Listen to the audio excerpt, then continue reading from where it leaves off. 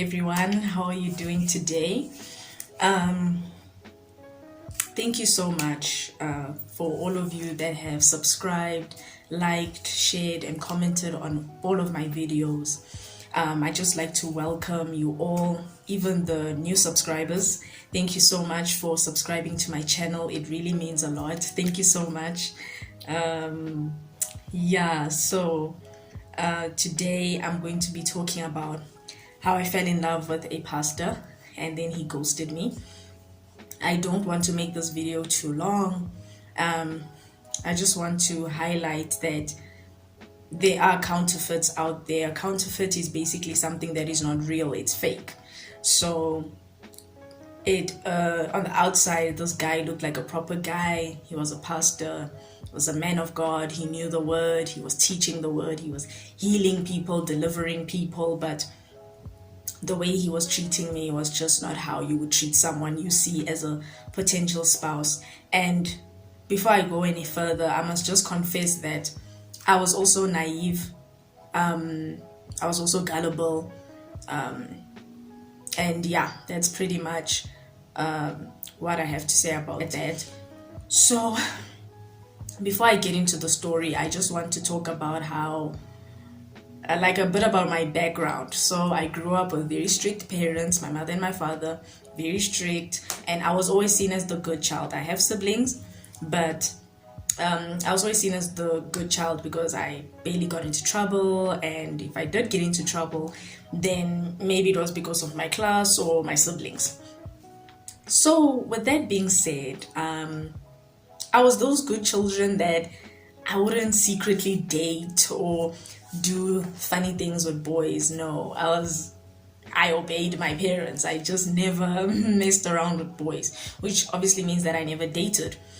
And then come the year 2016, the church that I was in, we had to, for them to like the ministry's page, and we got a lot of good feedback. Many people did like the page and they were blessed by, the sermons, the teachings. And in doing that, right, because we had to speak to people directly on Facebook Messenger, in doing that, I made a lot of friends, of which some of them I still talk to till today. And this was back in 2016. And I came across this pastor who I'm going to call him Rendani, right? So Rendani, reached out to me. He invited me on Facebook to be his friend. I accepted. And then he said to me, "Thank you for honoring my friend request." Okay. Now, I didn't know that this guy liked me, all right? And then what happened after that is that, we spoke here and there. I wouldn't really respond to him. I wasn't really interested in him. He would try to spark up conversation, but I just wasn't interested because I was busy doing my own thing. I was studying at the time. I was doing my degree in journalism. So now I am a qualified journalist because I have my degree in journalism. So what happened after that was 2017 came by. Me and Rendani would talk here and there. He'd ask me some questions about my family. And then this is how I knew that he actually really liked me, because he told me the vision that he had for him and his wife, that he would like for them to go on outreaches, help poor people, preach the word of God and things like that. Which I was like, all right, cool. But I never saw myself in that picture because I just wasn't attracted to him. He wasn't attractive for me. And the title didn't make it any better. I never desired to be with a pastor or be in love with a pastor. So fast forward, 2018, I wasn't on Facebook. I just took a break from Facebook. I was just doing my own thing, teaching online because I was teaching Chinese people English as a second language. So I was busy doing my own thing. And then come the year 2019, I come back on Facebook in March, and this is where Rendani saw me posting statuses, stories on Facebook, and then he was like, "Wow, you look really beautiful," and he would comment. And then I was like, "Hey, let me hear what this guy has to say." I heard him out. he told me that he waited for me, and I was really pleased by this because I was like, wow, you waited all this time. Like 2016, that's when we started chatting a bit. Fast forward, it's now 2019, and he was still waiting for me. So I've just found that interesting. He told me that he had a lot of self-control and he knew what he wanted in life, which one of the people was me. And then we spoke a bit. I gave him a chance. I was like, you know what, let me just try this thing out. Let's be friends and see where this leads us. And he basically implied that he wanted me as his wife. All right. I wrestled with the idea a bit, but I accepted anyway. I didn't mind being his wife because I was like, actually, on the bright side, at least he knows God and he has a relationship with God, and that's what I cared about. So fast forward to around June, he was like, we should have a video call. And we had a video call, and it was a very interesting video call. He appeared very nervous, fidgety, and all of that, but we spoke for quite a bit until my data finished. And then the next day he sent me a nice message just basically describing my beauty. And then fast forward, I had to go to Swaziland because my cousin was getting married, and me and Rendani would talk here and there, and then it just got to a point where he just wouldn't not respond, but he just wouldn't communicate with me as often. And, you know, I pretty much kind of forgot about him. I put him at the back of my mind. This was in 2019. So from November to February, so November 2019 to February 2020, me and Rendani were not talking. And then on my birthday, which was the 12th of February, this is where Rendani reached out to me, and he basically said, happy birthday, and that he loves me. I was very upset by that statement because I was like, you love me, but you didn't speak to me for a few months. That doesn't make sense. And then I had his WhatsApp number. I blocked him on WhatsApp. I unblocked him. I was like, hey man, let me talk to this guy again. This was in March now. So a month after my birthday, I reached out to him again on WhatsApp. We started talking. I was like to him, let's have video calls, let's get to know each other better. We had video calls. And yeah, I started liking the person that I was talking to. I started developing feelings for Rendani. I started liking him more. And I could say that I was definitely growing fond of him. I started knowing a bit more about his life, a bit more about his friends, I just started researching more about him. I checked him out on Facebook. I saw he was a busy guy, busy with the things of the Lord. And I thought that this man had a good character, okay? So this was in March, started speaking. In April, we really started to get to know each other a bit better because he sent me a book about marriage and he wanted to know my opinion about that. He sent me some of his photos and it was really nice, and then we were under lockdown. So really me and Rendani had a whole lot of time to start talking and getting to know each other. There was a point where he even started speaking to my sister, but then it was on and off in 2020. Like we talked, and there were times we wouldn't talk. Communication was really bad, and I remember I would ask him, I'd confront him a couple of times on WhatsApp, why do you not communicate with me? Things like that. And he told me that it's actually a weakness of his and he's going to work on it. There was even a time where he told me that it was not by coincidence that we met. But guys, throughout 2020, some of the conversations that me and Rendani would have, they were just not cool. He would say inappropriate things. And remember, we were not dating, and I'm a woman who really respects relationships. If you're in a relationship with somebody, whether you're a man or a woman, if you're in a relationship, whether you're dating, courting, or married, I will never want to interfere in that. In fact, if you have somebody and you want to talk to me, I would ask you, does your girlfriend know about this? Does your boyfriend know about this? Does your husband, does your wife know that you're talking to me? I do this because you're respecting your partner. You're respecting your significant other. Please don't make decisions expecting your partner to know. You must explain to them that, hey, I'm going to be talking to this person for a certain period of time. So how do you feel about it? Because at the end of the day, you committed to the person.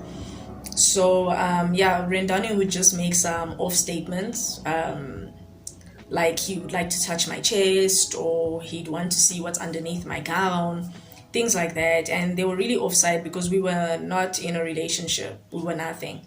There was even a point where he asked for my pictures, and I told him point blank that if you want my pictures, we have to be courting, because if we were courting, I would send you 1,000,000 pictures.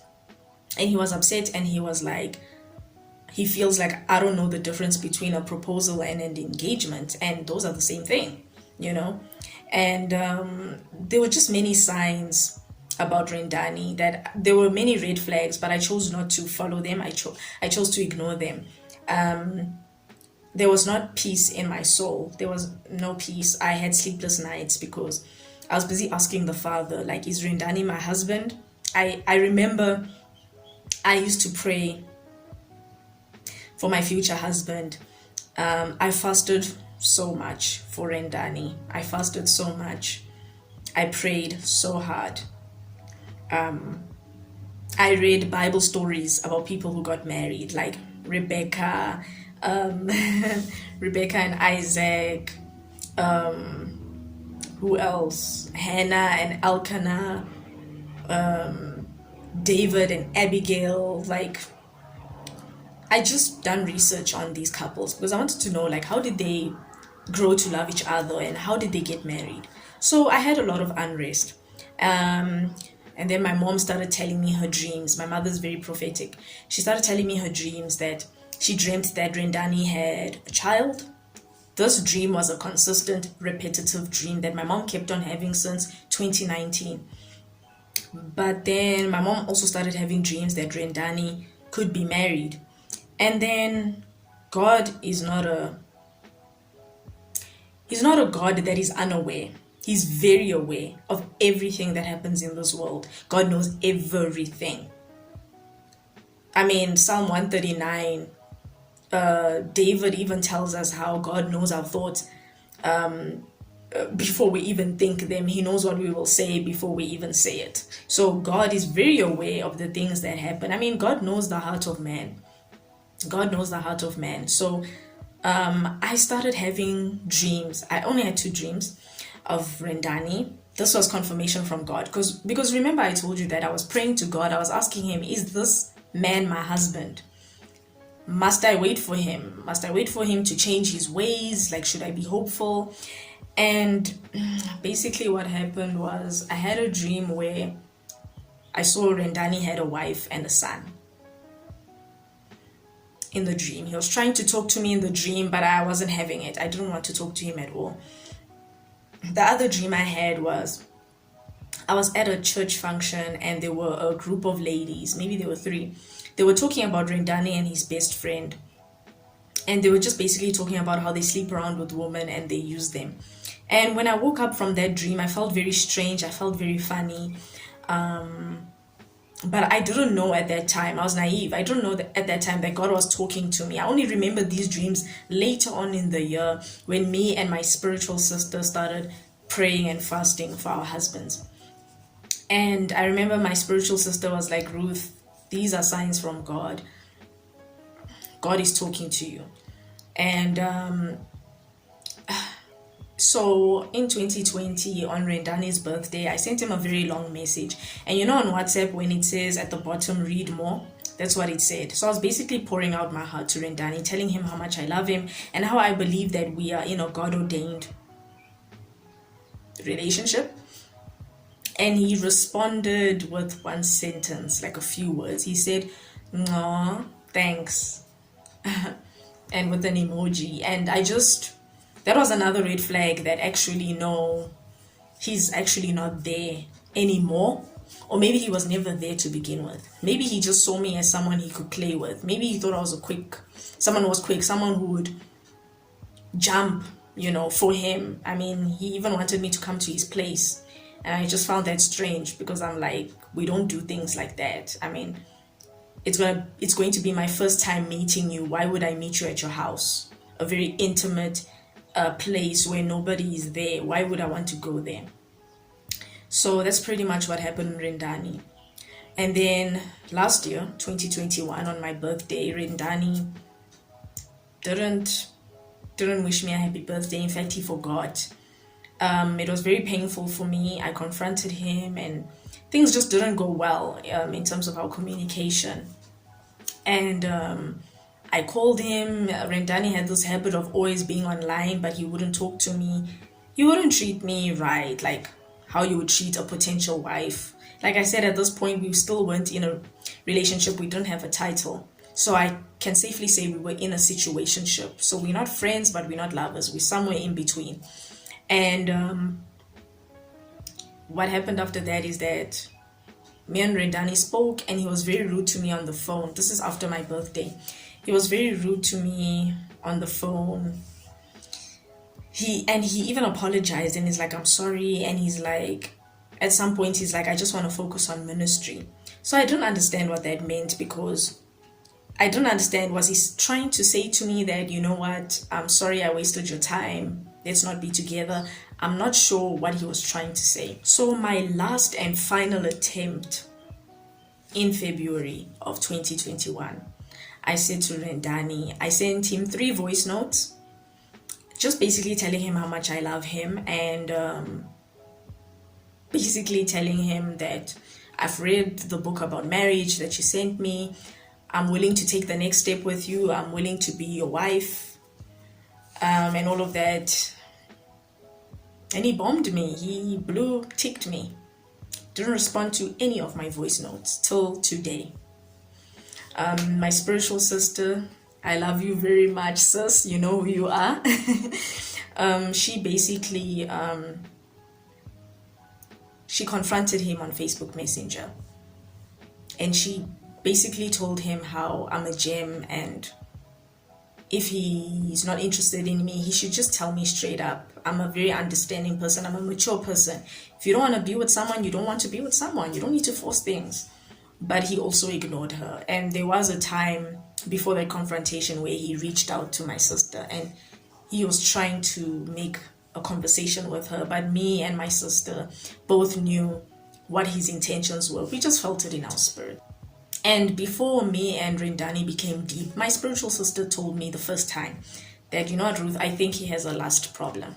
You know, and I kept those words in my heart, like how Mary kept the things that Jesus would do in her heart.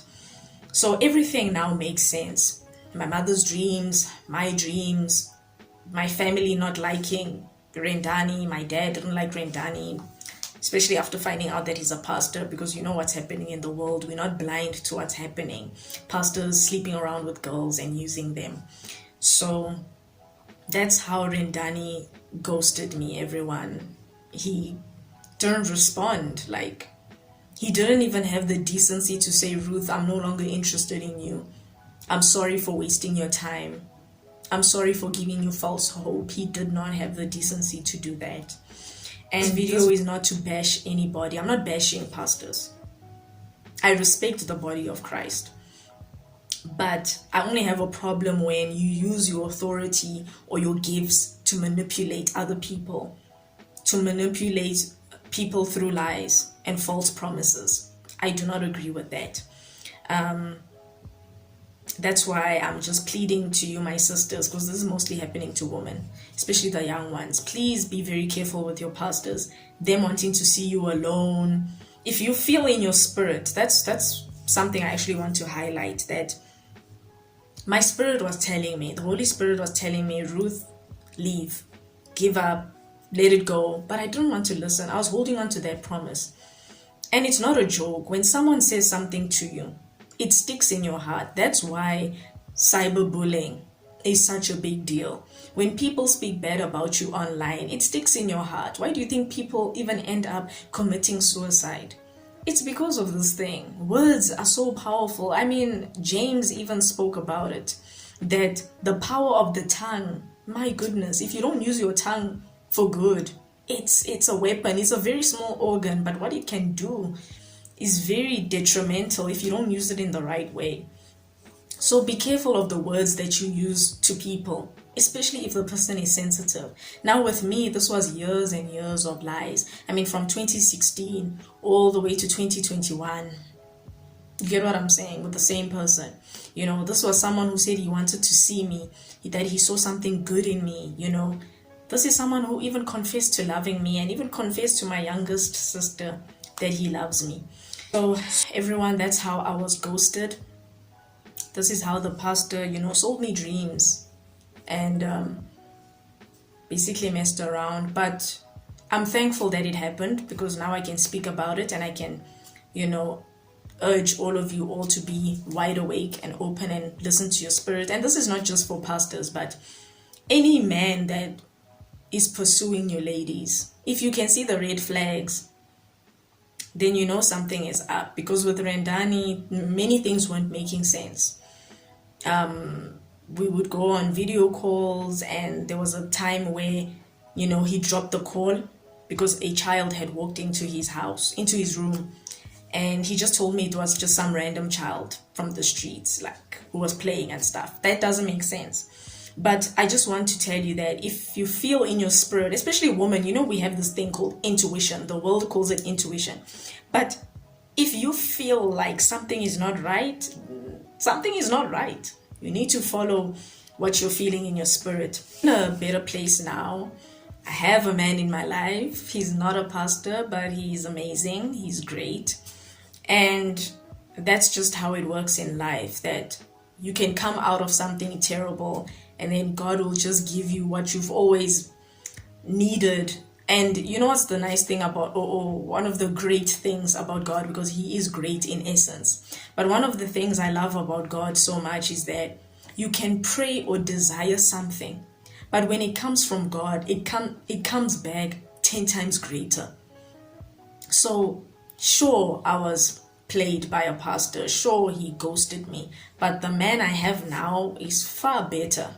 Far better. Like, he exceeds my prayers. Like, I look at him and I sometimes think, my goodness, if I wasn't with Rendani, how would our lives turned out? But then again, everything has a season. You may find that your gift from God was meant to come at a particular time. If it came at that time when you really needed it, or when you really wanted it, you could have messed things up. You could have screwed up. So I'm just grateful for where I am in my life. When I see Rendani now, I don't hate him. I don't wish any harm on him. In fact, I pray he repents. And I pray that, he really, really seeks God in a proper way, and that he stops whatever it is that he's doing that is displeasing God. And I pray that he takes his relationship with God seriously, and that he does everything with love. But I've forgiven Rendani, and I'm in a better place in my life. And I just want to thank you all so much for once again liking, commenting, sharing, and subscribing to my YouTube channel. And thank you to all my new and returning subscribers. Thank you so much for listening to all of my videos. I really, really, really appreciate it. And I love you all with the love of Christ.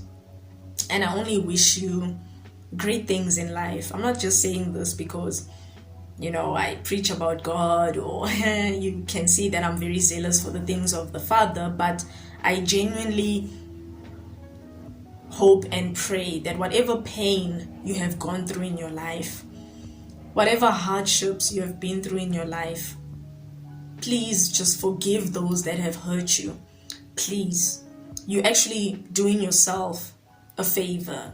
You are actually setting yourself free from that bondage of hatred and anger and bitterness. Set yourself free. Forgive. And if forgiving is very difficult for you, pray and ask God to open up your heart to forgive, because forgiveness is very important. We need to live a lifestyle of forgiveness. I'm telling you, after Rendani ghosted me, I cried, but it was that cry of it's over and I'm now letting go. I don't desire to go back to, where I was before, because now I'm moving forward. And same with you all. Move forward, whatever it is. Maybe you didn't achieve certain things in school. Maybe you didn't get to be in a relationship with certain people. Don't hate them. Don't, especially if you don't understand the circumstances. Forgive and move on. Forgive and move on.